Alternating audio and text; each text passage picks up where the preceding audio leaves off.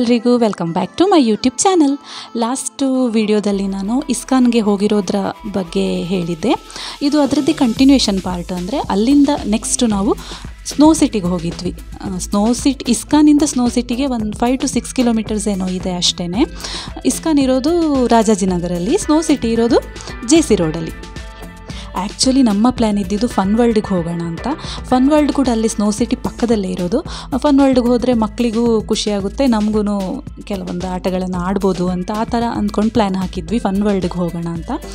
Snow city ಅಷ್ಟೊಂದು ವರ್ತಲ್ಲ ಅಂತ ಅನ್ನಿಸ್ತು ನಮಗೆ. ನಾವು ಸಂಡೇ ಬೇರೆ ಹೋಗಿರೋದ್ರಿಂದ 750 ಇತ್ತು ಒಬ್ಬರಿಗೆ. ಅಂದರೆ ಮಕ್ಕಳಿಗೂ 750, ದೊಡ್ಡವ್ರಿಗೂ 750 ಆ ಥರ ಇತ್ತು. ವೀಕ್ ಡೇಸಲ್ಲಿ 650 ಏನೋ ಇದೆ.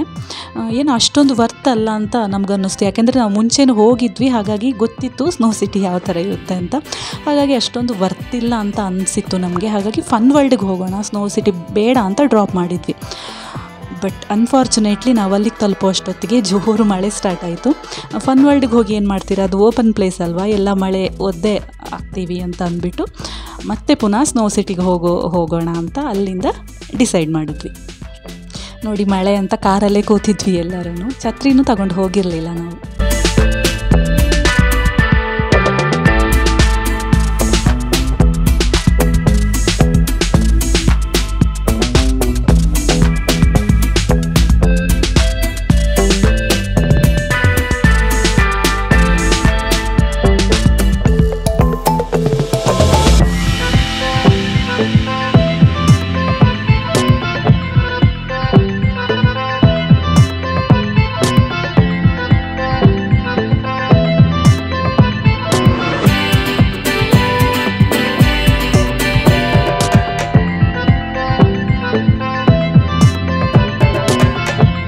ಮಳೆ ಸ್ವಲ್ಪ ಬಿಟ್ಟ ಮೇಲೆ ಇಳಿದು ಹೋದ್ವಿ ನಾವು. ಇದೆ ನೋಡಿ ಸ್ನೋ ಸಿಟಿದು ಎಂಟ್ರಿ. ಇಲ್ಲಿ ಲೆಫ್ಟ್ ಸೈಡಲ್ಲಿ ಹೆಲ್ಪ್ ಡೆಸ್ಕ್ ಅಂತ ಕಾಣ್ತಾ ಇದೆ ನೋಡಿ, ಅಲ್ಲಿ ಸಾಕ್ಸ್ ಕೊಡ್ತಾರೆ. ಅಂದರೆ ನಾವು ಆಲ್ರೆಡಿ ಹಾಕ್ಕೊಂಡು ಹೋಗಿದರೆ ಅದೇ ಸಾಕ್ಸ್ ಆಗುತ್ತೆ, ಇಲ್ಲ ಅಂದರೆ ಇಲ್ಲಿಂದ ತೊಗೋಬೋದು ಒಬ್ಬರಿಗೆ. ಅಂದರೆ ಒಂದು ಜೊತೆ ಸಾಕ್ಸಿಗೆ 30 ರೂಪೀಸ್ ಏನೋ ಅನಿಸುತ್ತೆ. ಅದು ಬಿಟ್ಟರೆ ಜಾಕೆಟು, ಶೂಸು ಮತ್ತು ಗ್ಲೌಸಸ್ ಇದೆಲ್ಲ ನಾವು ಕೊಟ್ಟಿರೋ 750ನಲ್ಲಿ ಅವರೇ ಪ್ರೊವೈಡ್ ಮಾಡ್ತಾರೆ. ಅದನ್ನೆಲ್ಲ ಅಲ್ಲೇ ಕೊಡ್ತಾರೆ ಅವರು. ಮಕ್ಕಳು ಇದ್ದರೆ ಮಕ್ಕಳಿಗೂ ಅಷ್ಟೇ ಅವ್ರ ಸೈಜ್ ಇದೆ ಕೊಡ್ತಾರೆ.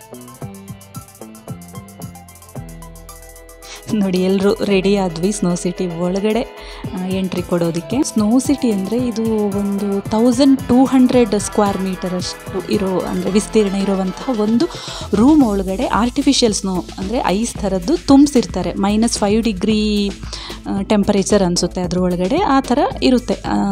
ಜಸ್ಟ್ ಒಂದು ನಿಮಗೆ 45 ಮಿನಿಟ್ಸ್ ಏನೋ ಬಿಡ್ತಾರೆ ಅಷ್ಟೇ ಒಳಗಡೆ. ಅದಕ್ಕೆ ನಾನು ಆವಾಗಲೇ ಹೇಳಿದೆ 750 ಅಷ್ಟೊಂದು ಬರ್ತಲ್ಲ ಅಂತ ಅನ್ನಿಸ್ತು ಅಂತ. ನಾನು ಹೇಳ್ತೀನಿ ಆಮೇಲೆ ಏನೇನಿದೆ ಅದ್ರ ಒಳಗಡೆ ಏನೇನಿದೆ ಅನ್ನೋದನ್ನೆಲ್ಲ ತೋರಿಸ್ತೀನಿ ನಾನು ವಿಡಿಯೋದಲ್ಲಿ ಆಮೇಲೆ.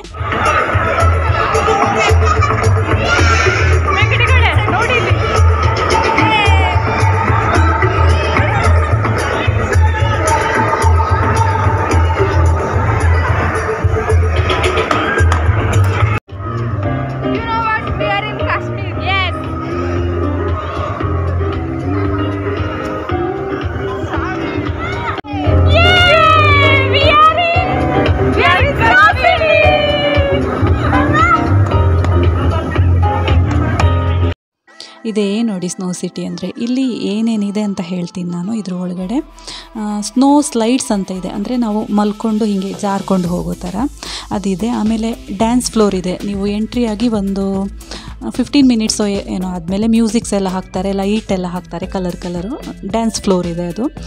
ಅದಾದಮೇಲೆ ಮೌಂಟೇನ್ ಕ್ಲೈಂಬಿಂಗ್ ಒಂದು ಈ ಥರ ಹತ್ಕೊಂಡು ಹೋಗೋ ಥರದ್ದು ಒಂದಿದೆ.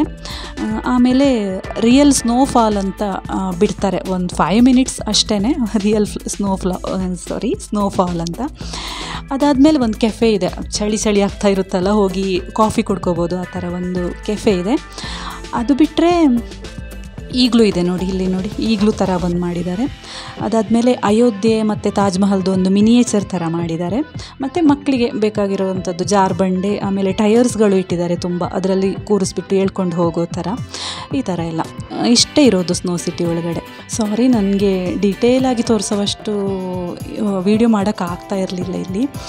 ಯಾಕಂದರೆ ಗ್ಲೌಸ್ ಎಲ್ಲ ಹಾಕಿರ್ತೀವಿ, ಗ್ಲೌಸ್ ಹಾಕಿದಾಗ ಮೊಬೈಲ್ ಯಾವುದು ಬಟನ್ಸ್ ವರ್ಕ್ ಆಗೋಲ್ಲ. ಗ್ಲೌಸ್ ತೆಗೆದು ವೀಡಿಯೋ ಮಾಡೋ ಹಾಗೆ ಚಳಿ ಅಂತ ಅನ್ನಿಸ್ತಾ ಇರುತ್ತೆ, ಮತ್ತು ರಿಸ್ಕ್ ಕೂಡ ಅಲ್ವಾ, ಎಲ್ಲಾದರೂ ಬಿದ್ದುಬಿಟ್ರೆ ಕೈಯಿಂದ ಮೊಬೈಲೆಲ್ಲ ಅಷ್ಟೇ ಮೊಬೈಲ್ ಕತೆ. ಹಾಗಾಗಿ ಜಾಸ್ತಿ ಶೂಟ್ ಮಾಡೋಕ್ಕಾಗ್ತಾ ಇರಲಿಲ್ಲ ನನಗೆ ಅಲ್ಲಿ. ಆದಷ್ಟು ಸ್ವಲ್ಪ ಸ್ವಲ್ಪ ಮಾಡಿದ್ದೀನಿ ಅಷ್ಟೇ. ಮೊಬೈಲಿಗೆಲ್ಲ ಚಾರ್ಜ್ ಮಾಡಲ್ಲ ಅನಿಸುತ್ತೆ, ಯಾಕಂದರೆ ನಮಗೇನು ಚಾರ್ಜ್ ಮಾಡಿಲ್ಲ. ಕ್ಯಾಮರಾಗೆ 50 ರೂಪೀಸೋ ಏನೋ ಎಲ್ಲೋ ನೋಡ್ದಂಗಿತ್ತು ಇದೆ ಅಂತ, ಗೊತ್ತಿಲ್ಲ ನನಗೆ ಅಷ್ಟಾಗಿ. ಮತ್ತು ಇಲ್ಲಿ ಅಷ್ಟು ತೆಗೆಯುವಷ್ಟು ಕ್ಲಾರಿಟಿನೂ ಬರಲ್ಲ ಫೋಟೋ ವೀಡಿಯೋ ಎಲ್ಲ, ಯಾಕಂದರೆ ಒಂದು ಅರ್ಧ ಗಂಟೆ ಆ ಡ್ಯಾನ್ಸ್ ಎಲ್ಲ ಸ್ಟಾರ್ಟ್ ಆದಮೇಲೆ ಎಲ್ಲ ಮೇನ್ ಲೈಟ್ಸ್ ಎಲ್ಲ ಆಫ್ ಮಾಡ್ತಾರೆ. ಬರೀ ಸ್ವಲ್ಪ ಡಿಪ್ಪು ಕಲರ್ ಲೈಟ್ ಅಷ್ಟೇ ಹಾಕ್ತಾರೆ. ಅದರಲ್ಲಿ ಅಷ್ಟೊಂದು ಕ್ಲಿಯರಾಗಿ ಏನು ಕಾಣಿಸೋದು ಇಲ್ಲ ಆ್ಯಕ್ಚುಲಿ. ಅಲ್ಲೇ ಫೋಟೋಗ್ರಾಫರ್ಸು ಇರ್ತಾರೆ, ಬೇಕಿದ್ರೆ ಪರ್ಸ್ನಲ್ಲಾಗಿ ನಮ್ಮದು ತೆಗೆದು ಕೊಡ್ತಾರೆ, ಅದಕ್ಕೆ ಸಪ್ರೇಟ್ ನಾವು ಪೇ ಮಾಡಬೇಕು, ಆ ಥರ ಇರುತ್ತೆ. ಒಂದು ಫೋಟೋ ಆ್ಯಕ್ಚುಲಿ ಕಾಂಪ್ಲಿಮೆಂಟ್ರಿ ಅಂತ ಅವರೇ ಕೊಡ್ತಾರೆ, ಬಟ್ ನಮ್ಗೆ ಅದನ್ನು ತೆಗ್ಸೋದಕ್ಕೂ ಈ ಗಡಿಬಿಡಿನಲ್ಲಿ ಅದು ಮರ್ತು ಹೋಯಿತು, ನಮಗೆ ತೆಗ್ಸಿಲ್ಲ ನಾವು ಆ ಫೋಟೋನು.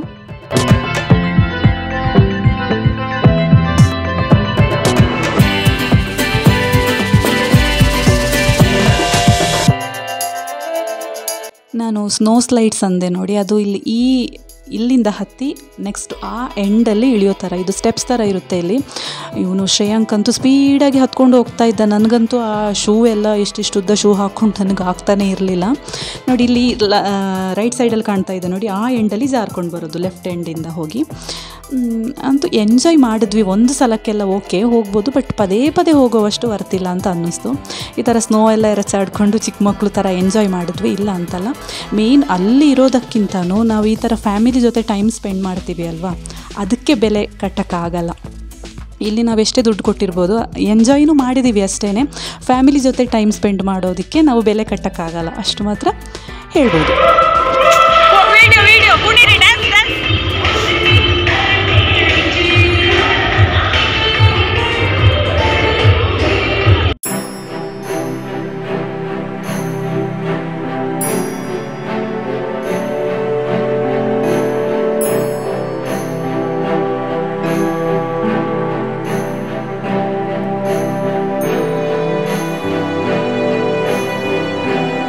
ಅಯೋಧ್ಯೆದು ಮಿನಿಯೇಚರ್ ಅಂದೆ ನೋಡಿ, ಇದೆ ನೋಡಿ. ಇಷ್ಟೊತ್ತಿಗೆ ಲೈಟ್ಸ್ ಎಲ್ಲ ಆಫ್ ಆಗಿರುತ್ತೆ ಅಲ್ಲಿ, ಈ ಥರ ಎಷ್ಟು ಬ್ಲರ್ರಾಗಿ ಕಾಣಿಸ್ತಾ ಇರುತ್ತೆ. ಇದರ ಒಳಗಡೆ ಸಮೀಕ್ಷಾ ಹೋಗಿದ್ಲು, ಅವಳು ಬರೋದಕ್ಕೆ ಅಂತ ವೆಯ್ಟ್ ಮಾಡ್ತಾ ಇದ್ದೆ ನಾನು. ಏನು ಕಾಣಿಸ್ತಾ ಇರಲಿಲ್ಲ ನೋಡಿ, ಬರ್ತಾ ಇದ್ದಾಳ. ಅದು ಸ್ವಲ್ಪ ಉದ್ದಕ್ಕಿರುತ್ತೆ, ಮೇಲ್ಗಡೆಯಿಂದ ಹೋಗಿ ಇಲ್ಲಿ ನೋಡಿ ಕಾಣಿಸ್ತಾ ಇದೆಯಾ, ಇದರ ಒಳಗಡೆಯಿಂದ ಬರ್ತಾಳೆ. ಬಂದ್ಲು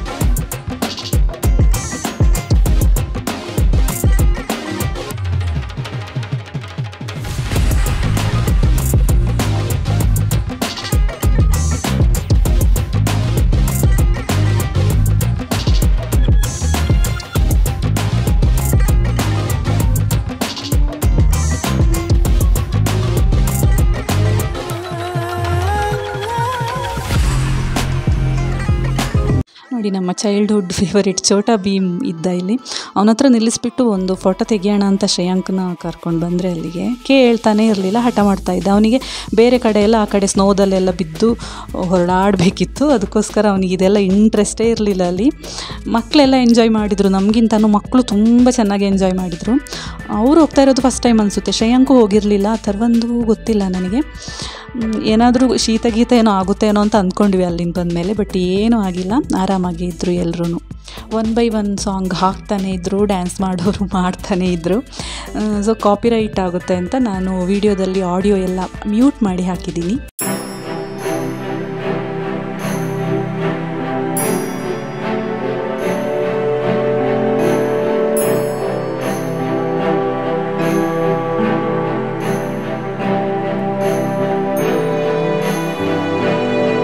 ನೋಡಿ, ಸ್ನೋ ಸ್ಲೈಡಿಗೆ ಆ ಕಡೆ ಲೆಫ್ಟ್ ಸೈಡಿಂದ ಹತ್ತಿ ಇಲ್ಲಿಂದ ಈ ಥರ ಜಾರ್ಕೊಂಡು ಬರೋದು ನೋಡಿ. ಪ್ರಜ್ಞೆ ಬರ್ತಾ ಇದ್ದಾಳೆ ಇವಾಗ.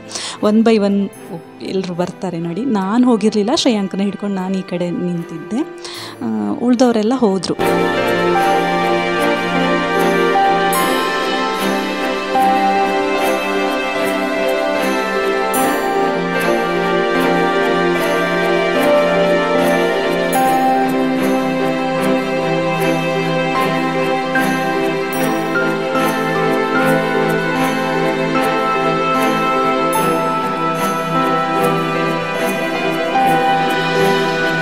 ನಮ್ಮ ಬೆಂಗಳೂರಲ್ಲಿ ಇದ್ಕೊಂಡು ಕಾಶ್ಮೀರದ ಫೀಲ್ ಸಿಗಬೇಕು ಅಂತ ಇರೋರು ಒಂದು ಸಲ ಫ್ಯಾಮಿಲಿ ಜೊತೆ ಹೋಗಿ ಸ್ನೋ ಸಿಟಿಯಲ್ಲಿ ಎಂಜಾಯ್ ಮಾಡಿಕೊಂಡು ಬರ್ಬೋದು.